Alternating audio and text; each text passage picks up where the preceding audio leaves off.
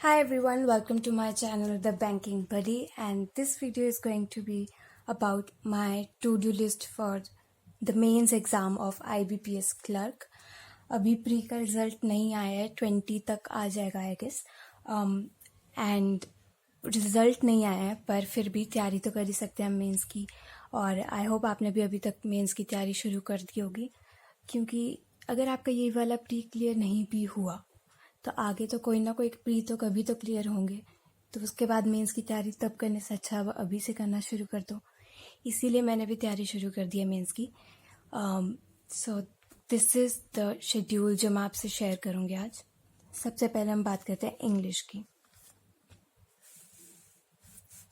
So first of all तो ये 5 सितंबर से लेकर 5 अक्टूबर तक का शेड्यूल है, क्योंकि 8 अक्टूबर को एग्ज़ाम है और 5th से मैंने मतलब 3rd और 4th को पेपर था, तो 5th से हम पढ़ना शुरू कर चुके होंगे अभी तक। तो आज है 9 तारीख और अभी तक मैंने ये शेड्यूल फॉलो किया है, तो आगे भी मैं देखती हूँ कि कर पाऊँ इसे। थोड़ा बहुत चेंजेस आप कर सकते हो पर मेनली यही रहना चाहिए। सो इंग्लिश में सबसे पहले है निमिषा बंसल मैम की परफेक्शन क्लास, जो अनअकैडमी में होती है। तो ये मैं लेती हूँ, पर ये एक क्लास ही 1 घंटे की या 1.5 घंटे की होती है, तो मैं रोज़ नहीं लेती है। इसको मैंने 3 दिन में 1 बार या हफ्ते में 3 बार ऐसे करके सोचा हुआ है। कोई फिक्स टाइम नहीं सोचा है, बस ये सोचा है कि लेनी है ये। जब तक मेंस का एग्ज़ाम हो रहा है तब तक मैं इस क्लास को लूँगी। और अगर आपके पास अनअकैडमी का नहीं है सब्सक्रिप्शन तो ज़रूरी नहीं आपको ये लेना। आप यूट्यूब में भी बहुत ज़्यादा सोर्सेज हैं जहाँ से आप मेंस की तैयारी कर सकते हो। उसके बाद नेक्स्ट चीज़ है मेंस गाइडली PDF। ये भी एक पेड सोर्स है, जो गाइडली का सोर्स है, जहाँ पे मेंस की PDF प्रोवाइड करते हैं वो, जिसमें इंग्लिश, मैथ्स, रीजनिंग तीनों होते हैं मेंस लेवल के। तो उसको भी मैं करने वाली हूँ। ये भी एक पेड सोर्स है, अगर आप ये ले सकते हो तो अच्छी बात है, नहीं ले सकते हो तो अगेन बहुत सारे टेलीग्राम में फ्री के सोर्स भी आपको मिल जाएंगे तैयारी करने के। बट आई विल सजेस्ट कि इन दोनों में से मतलब अनअकैडमी का सोर्स या फिर मेंस में से किस गाइडली में से कोई एक सोर्स आप ले लो। प्री में आप खर्च ना करो, फ्री में आप यूट्यूब में पढ़ो तो समझ आते हैं, पर मेंस में आप थोड़ा इन्वेस्टमेंट कर सकते हो। तो अगर आप दोनों ले सकते हो दोनों ले लो, एक ले सकते हो तो मैं प्रेफर करूँगी कि आप गाइडली की मेंस PDF लो पहले।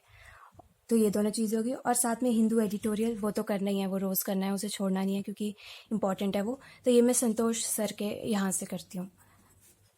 अड्डा की क्लास होती है संतोष सर की, उससे करती हूँ, क्योंकि वो प्री और मेंस दोनों के लिए वो कैब बताते हैं।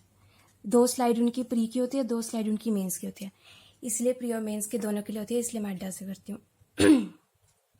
Now let's move to the next subject which is quant. Quant में भी मैंने 3 चीज़ें रखी हुई हैं। एक है मेंस की गाइडली PDF, ये एक ही PDF आती है जिसमें इंग्लिश, मैथ्स और रीजनिंग तीनों का दिया होता है, तो एक ही हो जाएगा। फिर IBPS PO का क्रैश कोर्स वीडियो अड्डा ऐप, अड्डा की जो यूट्यूब चैनल है उसमें क्रैश कोर्स वीडियो चली हुई है IBPS PO की, रीजनिंग की, इंग्लिश की, क्वांट की। तो इसमें मैं क्वांट के लिए क्रैश कोर्स का वो कर रही हूँ, फ्री में है ये, यूट्यूब में अवेलेबल है, फ्री में ये मिल जाएगा आपको। ये मैं IBPS PO की तैयारी भी साथ साथ में करने के लिए प्री की एटलीस्ट इस कोर्स को कर रही हूँ, ताकि ये ना हो कि मैं सिर्फ मेंस में ध्यान दे रही हूँ और फिर 15 को IBPS PO भी होगा, 15 या 26 के बीच में कभी, तो उसकी भी तैयारी करनी है, तो ये साथ साथ में होता रहेगा। देन वायरल मैथ्स, ये नवनीत सर की क्लास है, अगेन अड्डा में। इसमें स्पीड मैथ्स की प्रैक्टिस होती है। स्पीड मैथ्स की प्रैक्टिस नहीं छोड़नी है जस्ट बिकॉज आपका IBPS क्लियर हो गया है या नहीं हुआ, जो भी है, मतलब एग्जाम हो गया है, इसका मतलब ये नहीं है कि अब वो नहीं करना है, क्योंकि IBPS PO में भी सिंप्लीफिकेशन और अप्रॉक्सीमेशन के क्वेश्चंस तो आती हैं, और इवन मेंस में भी कभी कभी आ जाते हैं। सो इसलिए इंपॉर्टेंट है, तो इसको नहीं छोड़ना है। उसके बाद आते हैं हम रीजनिंग में। रीजनिंग में मैं 2 चीज़ें कर रही हूँ, एक है मेंस की गाइडली PDF अगेन, और दूसरा IBPS PO का क्रैश कोर्स, यही अड्डा वाला। इन दोनों को करके मेरे हिसाब से हो जाएगा, और कुछ करने की ज़रूरत है। जिस दिन आपको लगे कि आपने कुछ कम किया है उस दिन 2 PDFs उठा लो, यहाँ इसकी भी 2 कर लो, तो ऐसे कर सकते हो। अनलिमिटेड PDFs अवेलेबल है, आप करने में आपको टाइम लगेगा, तो इसलिए इतनी काफ़ी है। उसके बाद next cheese is general awareness. उसमें पहली चीज़ है स्टैटिक GK, करंट अफेयर्स की मल्टीपल रिवीजन, जो इतने 6 महीने की हमें करनी है। उसके बाद स्टडी IQ की वीडियो एंड बैंकिंग अवेयरनेस। तो मैं इसको एक्सप्लेन कर देती हूँ। स्टैटिक अवेयरनेस के लिए मैं क्या क्या करी हूँ वो नीचे मैं बताऊँगी आपको। उसके बाद करंट अफेयर्स 6 मंथ के, मतलब सितंबर 15 तक करूँगी मैं ये, अप्रैल से सितंबर 15 तक। जिसमें से अगस्त जुलाई सबसे इम्पॉर्टेंट है, सबसे डिटेल में मैं इन दोनों को करूँगी क्योंकि लास्ट के 2 महीने हैं, मेन यही होंगे मेरे हिसाब से। उसके बाद मल्टीपल रिवीजन सबकी, इसमें भी सबसे ज़्यादा इंपॉर्टेंस इन 2 मंथ्स को देना है। देन स्टडी IQ की वीडियोस, ये मतलब कंपलसरी नहीं, आपको हमेशा करने की ज़रूरत नहीं है, पर कभी कभी कर लेंगे, कभी नहीं करेंगे, ऐसे जिस दिन फ्री टाइम होगा उस दिन कर लूँगी स्टडी IQ की करंट अफेयर्स की वीडियोस। उसके बाद बैंकिंग अवेयरनेस के मेरे पास अपने अनअकैडमी से पढ़ा हुआ है मैंने, उसके नोट्स हैं तो उससे पढ़ूंगी, और शायद से अनअकैडमी की वीडियो भी मैं शायद दोबारा देखूँ उसे, क्योंकि मैंने बहुत टाइम पहले किए थे तो मैं बहुत ज़्यादा भूल चुकी हूँ, तो इसमें भी मुझे टाइम लगेगा, तो ये एक इम्पॉर्टेंट चीज़ है। Next thing is mock test. Mock test में मैं पहले एक IBPS PO का दे रही हूँ, 1 या 2 दूंगी दिन में, मोस्टली 1 ही देती हूँ, कभी टाइम बच जाए तो 2 भी दूंगी, क्योंकि प्री की आदत नहीं छूटनी चाहिए अपनी, क्योंकि 8 अक्टूबर को अगर मेंस में अगर हमारा सिलेक्शन प्री में हुआ तो मेंस में बैठेंगे, पर फिर IBPS PO भी अक्टूबर में ही है, तो इसलिए इसकी तैयारी भी साथ साथ में करनी है। तो IBPS PO के लिए हम सिर्फ यही कर रहे हैं, मतलब ये एक करंट अफेयर्स, सॉरी एक मॉक टेस्ट, और यहाँ पे 2 क्रैश कोर्सेज दिन के, दैट्स इट। बाकी हम बाद में जब 8 अक्टूबर हो जाएगा, मेंस हो जाएगा, उसके बाद उसमें आएंगे।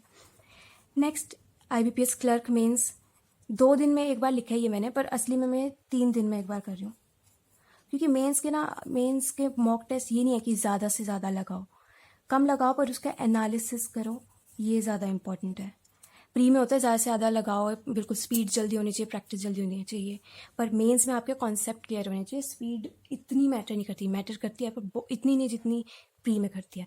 इसलिए यहाँ पे आप चाहे कम मॉक टेस्ट लगाओ पर आप उनके पैटर्न समझो, इसलिए मैंने 3 दिन में एक बोला है, क्योंकि इसके एनालिसिस में भी टाइम लगता है और इतनी सारी चीज़ें आपको ऑलरेडी करनी है, तो उसमें इसके एनालिसिस के लिए आपके पास कैसे टाइम बचेगा। तो इसलिए मैंने इसको 3 दिन में एक रखा है। जिसको लगता है कि ये कम है और करना चाहिए वो 2 दिन में एक कर लो, मतलब अपना अपना सीन है। नेक्स्ट ये ऐसे कुछ नहीं है, मैंने 2 डेज़ का रखा था, उसके हिसाब से बनाया था, पर मैं इसको 3 डेज़ कर रही हूँ। नाउ अब हम बात करेंगे स्टैटिक GK में मैं क्या क्या कर रही हूँ।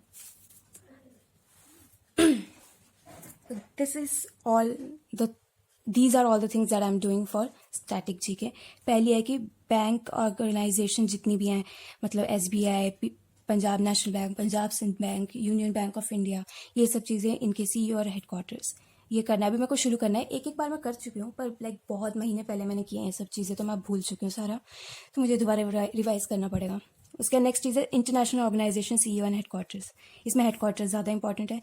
इंटरनेशनल ऑर्गेनाइजेशन में सारी वो यूनाइटेड नेशंस वाली आ जाती हैं, United Nation AIDS, United Nation, UNESCO type ऐसी चीज़ें, और भी इंटरनेशनल ऑर्गेनाइजेशंस होगी लाइक इंटरनेशनल मॉनिटरी फंड या एशियान, ये सब चीज़ें, ठीक है। उसके बाद कंट्री करेंसी कैपिटल, ये भी इम्पॉर्टेंट है, पर इसमें मैं इसको देखूंगी, मैं टाइम बचेगा तो करूंगी, क्योंकि मोस्टली मैं स्टैटिक GK वाला ही कंट्री करेंसी और कैपिटल करूंगी मेनली, टाइम बचेगा तो सारी कर लूंगी। एक बार तो मैंने लर्न किया ही है, ये तो रिवाइज करने में मुझे लगता है बहुत ज़्यादा टाइम लगेगा। फिर नेशनल ऑर्गेनाइजेशन एंड CEO, इसमें आ जाएंगी। So the next thing is national organisation, इसमें आ जाएगी जैसे NABARD हो गया, और NPCI, Bharat Petroleum Corporation of India, ये सब जितनी भी ऐसी होती है ना, इंडियन ऑयल ऑर्गेनाइजेशन और ऐसी चीज़ें। उसके बाद national park, governors and chief ministers, हर स्टेट के national park, governors and chief minister, ये तो बहुत इंपॉर्टेंट है, ये तो ऐसे ही उठा के पूछेंगे, और ये भी बहुत इंपॉर्टेंट है। Union ministers and ministry of state, सबसे ज़्यादा तो यही पूछे जाते हैं। पूछ लेंगे आपसे कि हाउसिंग एंड फाइनेंस बोल रही हूँ, हाउसिंग एंड अर्बन अफेयर्स का मिनिस्टर कौन है, तो आपको पता होना चाहिए। फिर एजुकेशन मिनिस्टर कौन है, आपको पता होना चाहिए। तो ये इंपॉर्टेंट है, ये इंपॉर्टेंट है। तो अगर आपके पास टाइम नहीं है सब कुछ करने का, तो मेन चीज़ें जो आपको करनी है वो है, एक तो ये, ठीक है, क्योंकि बैंक का पेपर है तो बैंक ऑर्गेनाइजेशन तो आप करोगे। दूसरा है national parks, governors and chief ministers, और यूनियन मिनिस्टर सबसे इंपॉर्टेंट है। तो मेरे को अगर इसे रैंक करना हो तो ये और ये जो नंबर 1 पे रैंक होंगे दोनों साथ में। सेकंड में नेशनल पार्क, थर्ड में I think international organisations, fourth में नेशनल, ये इक्वल भी हो सकती हैं, और लास्ट में कंट्री करेंसी, क्योंकि क्वेश्चन पूछेंगे भी तो एक आध पूछेंगे, तो सारी करने का इतना फ़ायदा नहीं है इसमें, टाइम वेस्ट करने का। मेन आपको ये और इंटरनेशनल वाली करनी चाहिए, तो दिस इज़ इम्पॉर्टेंट। इसके सबके सोर्स टेलीग्राम में या गूगल में इन सब चीज़ों में मिल जाएंगे, तो इतना कुछ वो नहीं है कि कहाँ से सोर्सेज मिलेंगे, ये सब कुछ अवेलेबल होता है हर जगह, आप सर्च करो ढंग से। So that's it for today. ये मेरा स्ट्रैटेजी है मेंस की।